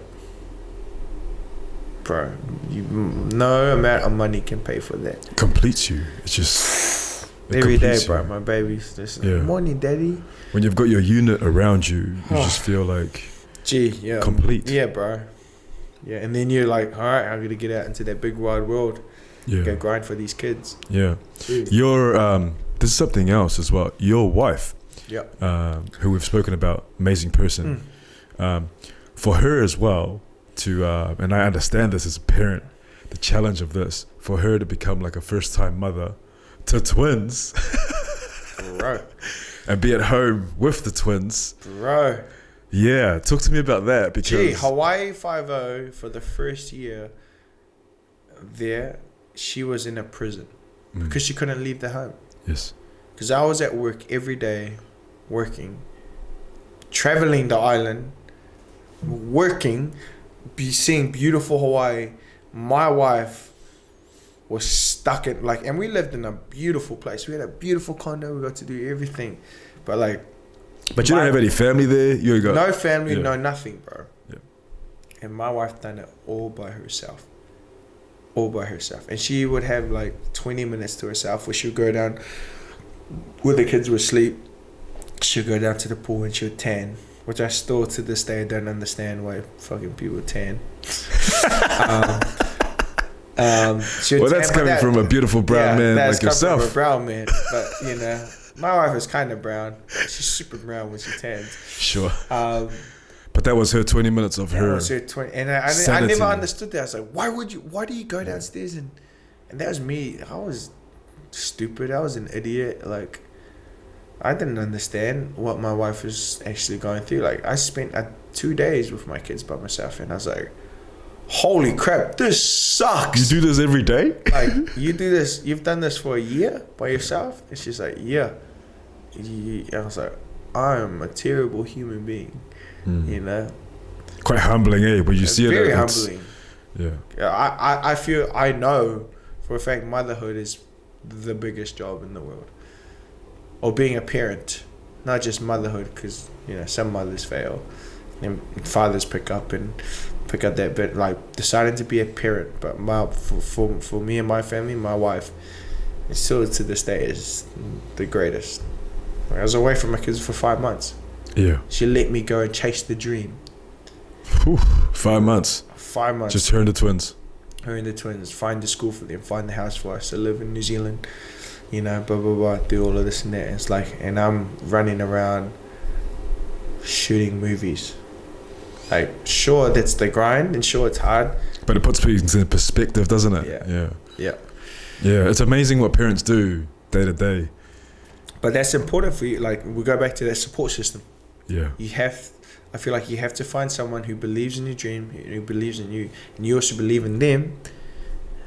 Because when shit hits the fan, I go to my wife. Yeah. Literally on my knees, crying like a baby, going, "Am I good enough?" You've only got each other. Man. Yeah. But that's probably the most extreme example of it, is going to another country with no family and just having your own kids, and you've literally just got each other. Yeah. I mean, you got your film crew and everything, and you might have other friends and stuff, but at the end of the day, man, it's down to the two of you. If you think, I put it sometimes in perspective, some of our parents came here to New Zealand, completely foreign country, upset, bro. Back in a time where it was also looked down on. It was frowned upon, bro. There you go, yeah. It's frowned upon. And you are forced to learn a culture that you do not know. Well, not even learn a culture. Because the true culture of New Zealand is Māori. 100%. 150%. So you weren't forced to learn that culture. No. you're forced to learn the culture that forced himself onto the country that you came onto. And then they were like, why aren't you learning the way of the Europeans? You know, it's just like, you know, it's just all well and good, you know, and I get it. And like, you know, I wouldn't be here if it wasn't for that stuff and blah, blah, blah. But it's just like, I've caught up with my auntie and uncle today and I talked to them about this. I was like, how was it for you coming here? And to them, it's just like, it was just easy, you know, it wasn't easy. It was just like, it is what it is. But me looking back, I'm like, it wasn't like you were treated like trash. You guys were being raided in the mornings and flown back and not being able to say goodbye to your family. And there was no FaceTime then. There was no nothing. And it's like, you were brought here to work, and then when the economy hit the fan, you were the first ones to be kicked out. When the Australians and the freaking Europeans, were most of the overstayers here. But it's that's why our job's important. Tell those stories. To tell the stories and create that thinking. Because I know now as a kid that grew up in South Auckland, but I didn't know my aunties and uncles grew up in Ponsonby. I didn't know Ponsonby was the Otara of Auckland. Yes. Did not, like, New Zealand succeeded in making the next generation not know about anything about that time, the bad time. You succeeded, but now you messed up because now you made an actor do a job that is going to tell the rest of the New Zealand generation that that it isn't all what you see. Like there's look past the smoke. Well, there's a hell of a lot of work to be done. There is in regards to that, and also New Zealand is we're so far ahead to the rest of the world. Like not traveling the world, we're so far ahead, but there's so much work to be done. We are so far ahead in certain aspects. Yeah. But I feel personally when it comes to like things like taking advantage of like the indigenous people that lived here, the systems that are in place, I feel like we are just as far behind as other countries as well. And I think it's like a fair assessment. The Māori are such a powerful race. My job is I travel the North Island. I do a lot of traveling. So I see a lot of different places around New Zealand. It's always amazing. Love our country. I love it. Yeah. I love it, bro. The thing is, though, is like when I see like these amazing places, I stop for a second and I'm like, this used to just be the place of the Māori. Yeah, bro. This used to just be all bush. What was that like? Do you know what I mean? And then, because I'm zero generation, I came here when I was 17 from Tonga. And then I have this other sensation where I'm like, I'm grateful to be taken in as a visitor. As a manuhiri into this country, and that I am allowed to call this home. I'm grateful, you know. But that's I think that's an indigenous point of view, looking at another indigenous race as well. Yes, and that's not always the case. Yeah, because a lot of. But then we're all connected. Yes, we're all connected. We just came here later, you know. But they came here and the Māori came here and established, and you know, I love. Bro, it's so weird, bro, because I came back to New Zealand, I was in quarantine, and I was watching the news, and there was a Māori lady with a... moko. Yeah, moko. And she was presenting the news, and I haven't been in New Zealand that long, I was like... Seen that. I was like, I called my friends, like, bro, there's a Māori lady on the screen, on the moko, telling the news. She's the main girl. And she's like, yeah, bro, it's been here I was like, let's fucking go. It's beautiful. And then I was like, bro, and the white people are greeting everyone in Māori. Yeah. I was like, bro. And you know, not to make it right, my kids are part Māori. My wife is half Māori. But like my wife doesn't know much about the Māori side, but like it's a dream of mine for my kids to know their Samoan side and their Māori side. It's kind of why I don't want my kids to be raised in America or Hawaii, because as much as Polynesia is Polynesia, I don't want my kids to know more Hawaiian than they do their own self, Māori and Samoan. Right. You know, it's like one of my biggest fears. Right. It's like, I've known you for a long time. Long time. And if there's one thing that you and I have in common, it's probably staying in shape. Yes, sir. Talk to me about that, and talk to me like what your sort of normal training regime is now. Yeah, I try to train at least like 3-4 times a week, and it's usually like high intensive training. like at least an hour of just like disgusting sets. Like if I'm not going dark in my brain, then it's not a workout. You know, like you and I have that in common. Yeah, like and it's so weird because I see so many people who look amazing. Yeah, and you're like, oh, you got the abs, you got the muscles. And it's like, I would destroy you in 1 hour. Yeah, in 1 hour, 30 minutes. Yeah, and like in Hawaii, I took up boxing. Yes, which is great. And I love boxing. And I took it up with a coach, Beulah boxing gym, Coach Joe, who's kind of like a legend in Hawaii, and just like learnt the art, like a martial. I learnt an actual martial art, and it just like put me in a different mindset of just not just aggressively training, but just like now I remember I came to New Zealand in the second year I was in Hawaii, and I came back and I took my brother out to teach him how to drink sensibly because he wasn't drinking sensibly. Bro, that's great. Yeah, because my brother was drinking like a friggin' SOUTHSIDER. Sure, but... Yeah, but then I was like, when I come to New Zealand, I'm going to take you out drinking. And you're going to drink with my friends, and I'm going to you're going to enjoy it, and you're going to have a good time. Yeah. And you're going to have a good evening, and you're going to remember all of it. So I told him, no, we went out to get wasted, bro. But I'm like, I'm going to show you how to get wasted, but not end up like you at the end of the night. Sir. And headphones. They're great headphones. You got a great setup here.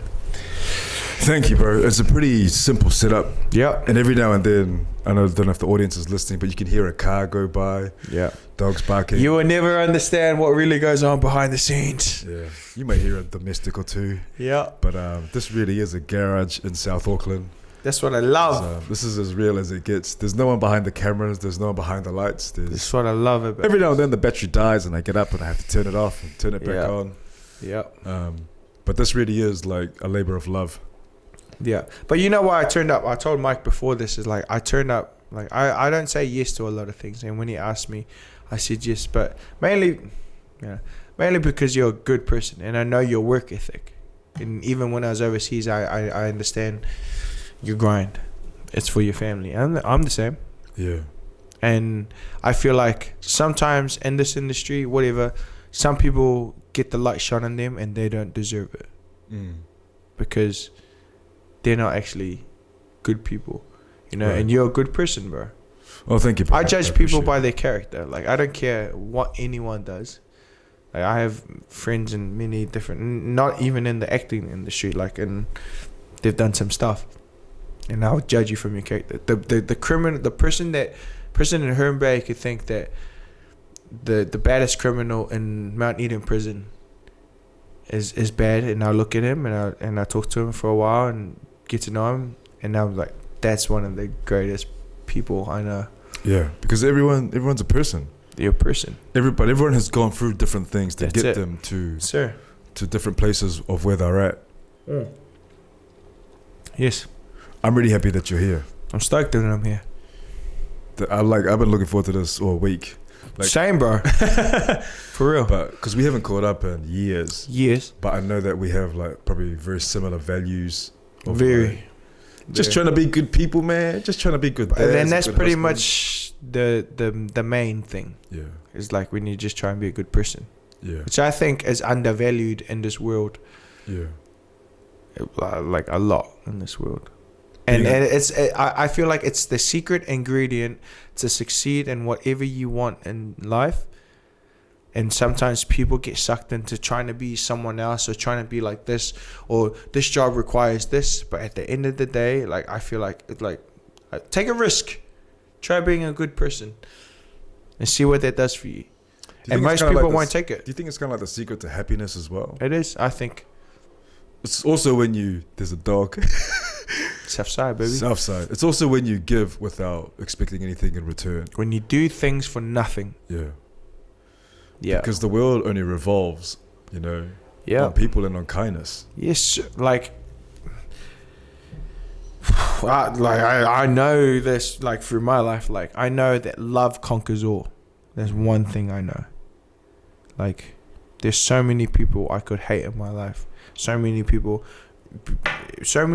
in people's lives that you could turn to and be like, you screwed me and blah, blah, blah. Like, I have all of them in my life. And I bet you guys have all of them. And you have all of them. But I know love conquers it. Doesn't mean I need to be best friends with them. That's right. Does not mean I need to be best friends with them. And I'll be straight up, like, me and my dad, like, my dad is a piece of shit. I told my dad, like, I called him one time and I was like, gee, I forgive you. And he's like, he sat there like, what the hell? I was like, I forgive you. I'm not going to be your best friend, but I forgive you for the sake of my kids, because the hate that I give to you is bleeding into the relationship that I have with my kids. It's unnecessary energy that you... Bro, unnecessary. It's like, I refuse to give you any more energy. Yeah. I refuse to give you this hate because you, like, I hate you so much that I don't hate you. You know? Like, you don't deserve to have that, because that energy deserves to go to my babies. Deserves to go to my wife. And I told my dad that, and that was one of the moments where I was like, whoa, I'm more man than my dad. Wow. You know? And that's all good, you know? But it's just like, fuck, negative, bro. Negative is just negative. There's nothing positive about a negative, bro. It's just negative. So fuck all of that shit, bro. Just figure out the positive and the negative, chase that thing, and then move forward and move on to the next thing. Because guess what the negative guys are doing? They're just staying in the negatives. And so you just keep moving forward and charging forward. Like, that's such a great thing to say. Yeah. Well, it's honest. It's like, it's not a great thing to say. It's just like, I know that because I've done it. Yeah. But you can't, like, the more negative that you are, you don't go anywhere. You don't progress anywhere. You stop forward. there, bro. You stop and that's it, because you're caught in that. And you're just like going around in a circle. You can't move forward. Yeah. It's been amazing to talk to you. You are such a different person. You have grown so much as a man since I last spoke. I wouldn't know, bro. But you could, yeah. But from the last time I saw, which is probably about 7-8 years ago, you've progressed so much further. I'm personally so proud of you. Thank you, brother. And I think that all your values and everything that you talk about, they're quite important. So I want to ask you, like, as a last question, and take a sip if you need to, or have a think about this before you answer. But people that are listening to this, you know, that are from either similar backgrounds to you and me, where they come from a background where they're broke, or they come from a background where they're going through stuff every day at home, or not even at home, but just stuff that's happening around them, where they feel like they're in a little bit of darkness. What do you say to them, I guess is my question. What do I say to them? Take your time, bro. There's a big question. It's a big question because I know we know what that's like. A lot of people, hopefully watching, know what that's like. You know, because that dark space becomes very dark very quick, and you don't want to reach out to anyone because you're worthless. You know, you're nothing. And then it just takes over, and then the decisions that you feel like you would never ever think of in your life become very easy, super easy. Like, as easy as, like, I can move my cup to here. That easy. And that dark decision can be that easy. And I promise you, you just have to keep looking forward, and the light is there. I promise you. There's one more day. And if not that day, another day. But you have to try to remove yourself from that situation and focus on the positive. Because negative can only become negative. You have to think of the positives in those. And I've been through so many negatives that, like, I'm very good at, like, as soon as a negative comes in my life, I start searching for the positive. And there's always a positive in the shittiest negatives of negatives. That's the habit of a winner. Yeah, but I know that. I know I'm a winner. I'm competitive, and I know I'm a winner. But there's so many negatives in life, and I know God put that in there for me. And it's not off, like, I'm not a feelings guy. Like, people go like, I feel like I need this. Like, I feel like this is for me. Because guess what happens when the feeling goes? It's gone. And then there's nothing. Yeah. So what needs to be driven through that is just you knowing as a fact that this is the right thing to do. Like, even though that I don't feel like turning it up, turning up to whatever, this is what has to happen, because it ends up being a positive in the end. And then you end up, I feel like if you come from the deepest, darkest negatives and you make it, you end up wanting to help the people who are in deeper, darker shit than you were. And I know that's what I want to do. Like, I'm Southside till I die, bro. And people say that, but I know for a fact people don't mean that. I know for a fact, and I call out anyone, because I'll be like, what have you done for Southside? Like, what are you trying to do for mental health? What are you trying to do for the people that have gone through the stuff that we've gone through? It's like, you know, it's not that I'm trying to boast about what it, like, I'm trying to help progress the community and show them, gee, like, I'm no different.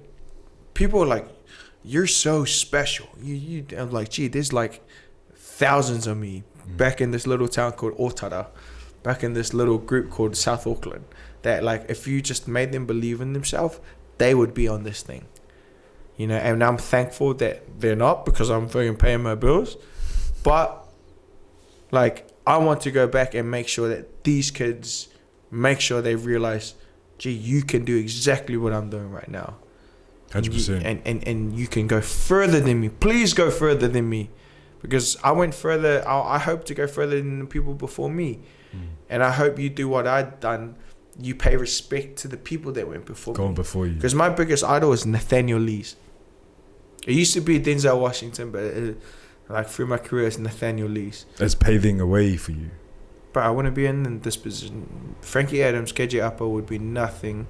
Beulah Koale would be nothing without Nathaniel Lee's, without Annapella, without Letty, without Jay Langaya, without all these, like, and I'm missing names, but without all these people that came before us. Some amazing names you've mentioned there. Like, I would be nothing without these people. So when I see them, like, they're gods to me.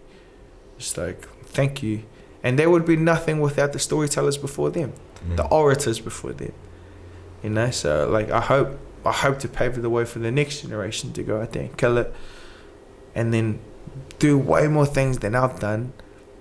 And I hope they pay, I don't even care about me, but pay homage to the people that came before them, because we're Pacific people. We know our ancestry.